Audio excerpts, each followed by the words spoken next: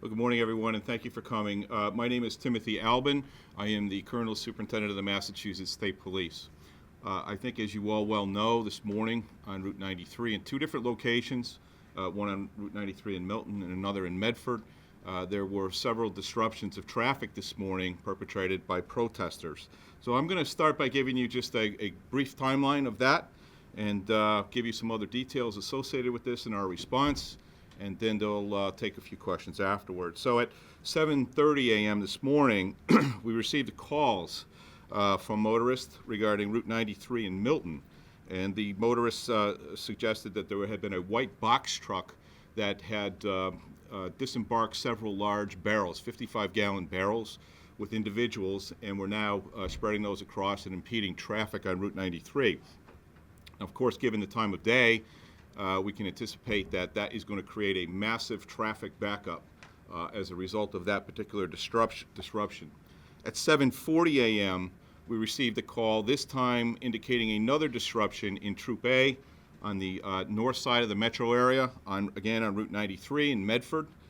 This involved approximately 17 individuals who had tied themselves together in what we call sleeping dragons. They are PVC pipe, and inside those pipes they actually chained themselves together, extended across the roadway, and obstructed traffic on 93 in Medford.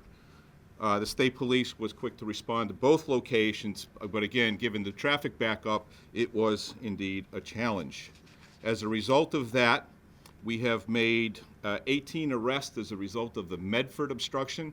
Those individuals were transported to our Medford barracks this morning for processing and will be arraigned in the Somerville District Court this morning or this afternoon. With respect to the Milton incident, we've made a total of 11 arrests associated with that. There were 6 individuals that were actually tied inside these large barrels. I think you've seen photographs of them. We'll post a few more of them on our Facebook account this afternoon. Those required the individuals to be literally cut out of them. In other words, cut the metal skin of the barrel away and then actually demolish the concrete that's inside those barrels in order to access where they were strung together. So there was 6 individuals that were actually tied together, 3 more that disembarked from that truck as a result of being observers of some sort to observe traffic.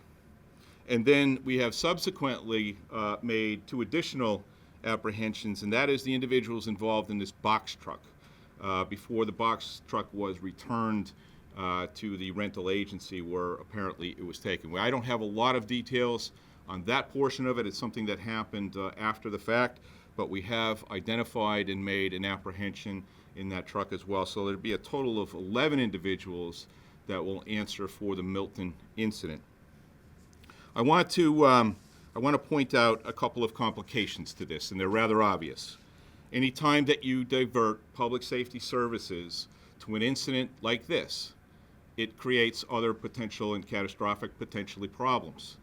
Now, in the state police or the Boston Police Department or any police department in Massachusetts or across this country, we clearly understand First Amendment rights and we respect those.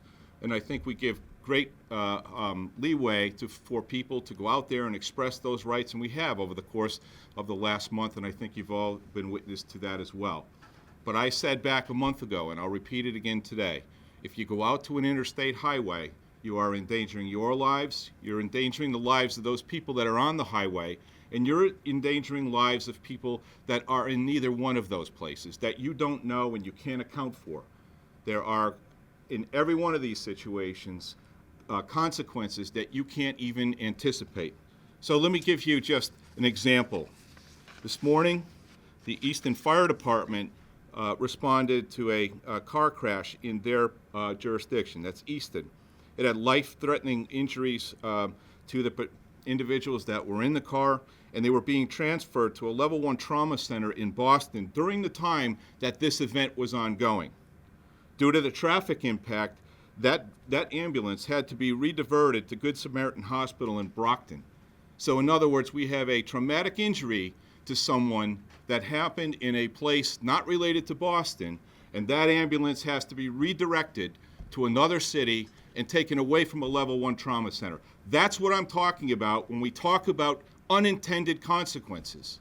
People's rights are people's rights, but you're endangering people's lives with this kind of conduct. The Fallon Ambulance Service had to divert 4 ambulances and a shift supervisor down to that interstate highway in Milton just to attend to what we were trying to do, and that was to cut those barrels off those individuals without inflicting any harm on them or creating any added emergency or danger to those people that were down there on that highway. The fire departments responded to help us with this, and we had a multitude of troopers taken from all over the metro area to deal with this particular situation. And I would say to you that this is not only immature and not only irresponsible, but the conduct is reckless, and it's endangering people's lives in doing this. I hear your message. I think Mayor Walsh has been very clear. Come in and talk to the mayor about what your grievances are. Talk with someone about what those grievances are. But this kind of conduct is risking people's lives. Later today, those arraignments will happen in both of those courts that I mentioned, and hopefully the court system will hold them accountable. Now, I've given you most of the details that I know at this particular point, but I'd be happy to take a few questions. Usually, Colonel, the courts, it's a slap on the wrist. You know that, I know that. Is it time to change the game here? I think we have to look at perhaps some legislation that would look at the interstate highway system in a different way. You know, think about everything that's going on in the world today, not just here in Boston or in our country. Think about terrorism events. Now we have an unmarked van that's going to stop on an interstate highway and unload 3 large barrels with an unknown material. What are you thinking as a citizen out there using the interstate? What's going through your mind when you see this kind of action and activity? You know, a citizen called this truck into us, which is what we ask for every single day in this business, and I applaud that individual for doing it, because this could have been a different scenario. But in light of everything that's going on here, do we really need these kinds of complications out there in the communities that we live in? So I think we need to look at impeding operation and commerce and endangering people's lives on interstate highway systems. Look at the medical facilities we have in this city. People come from all over New England to get treatment here. The 5 major hospitals, Dana-Farber. Who was stuck in this traffic today? Is anybody asking that question? Other. Now, there was a protester that was injured in the Medford situation. Do we have a status on that person? I don't have any information on that, I'm sorry. Other questions? What kind of charges are they looking at? Well, most of them would be trespassing charges, disorderly conduct, perhaps resisting arrest in some cases. So I think those are the 3 primary charges that probably be looking. I did talk with, I left messages with DA Ryan this morning, and I talked to DA Morrissey down in Norfolk County just to try to have some consistency to the approach to the prosecution. But that's their realm, not mine. Where do you go from here? I mean, I know you said that you're opening the door for protesters to come and have a conversation, but where does the department go from here? Well, I think, you know, what we've got to do is engage the public in this. You know, I don't think we can be in a situation where people are endangered like this on a daily basis. And I think that's part of you being here today. I think it's part of the message that's out there, that there cannot be any tolerance for this. Tolerance for First Amendment, tolerance for free speech, tolerance for people presenting opposing points of view. That's all fine. But when you start intentionally or unintentionally risking lives or creating more danger by what you're doing, I think the public has to step up and really become spokesmen for this as well. Is there a fear on your part? Because this type of protest was taken to a completely different level than it has been in weeks prior.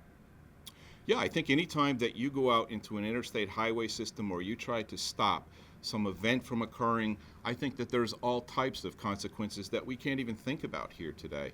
And I think all of those endanger not only protesters, but innocent people that are going to work, to school, to hospitals, on vacation. It doesn't really matter what it is, but they're inadvertently put in the middle of this. And maybe that's part of the message. Maybe that's part of the strategy, but it's a short-sighted and very immature strategy in my view. Anything else? Thank you, folks, for coming out. Appreciate it.